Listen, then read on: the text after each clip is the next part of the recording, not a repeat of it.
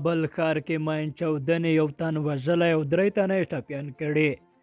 طالب چارواکي وایي په کابل ښار کې د سړک غاړې ماین چاودنې له امله یو کس وژل شوی او 2 تنه ټپیان شوي دي. دغه چاودنه نن سه شنبه د کابل ښار د 8 امنیتي حوزې اړوند د ټانګ لوګر سیمه کې شوې ده.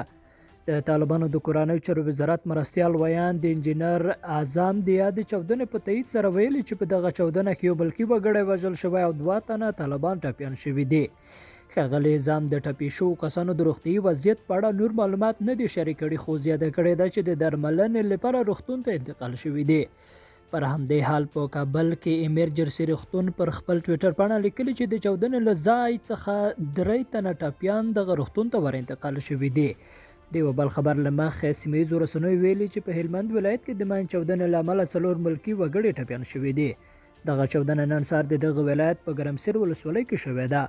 طالب چارواکو ویلي چې ټپیان روغتون ته انتقال شوي دي. تر دا مهاله په کابل ښار کې د نننۍ چاودنې مسؤلیت کومې وسلوالې ډلې نه دی منلی، خو تر دې مخکې په کابل ښار کې د زیاتو چسپکي ماین چاودنو مسؤلیت ادعا د داعش خراسان څانګې کړې ده. 3 ورځې مخکې د کابل ښار لویدیځه څنډه دشت برچې سیمه کې د 3 چاودنو شاهده وه. د طالب چارواکو په وینا په دغه چاودنه کې 2 کسان وژل شوي او 3 تنه ټپیان شوي دي. لیدونکو له غوږ نیونه مننه، ښې چارې.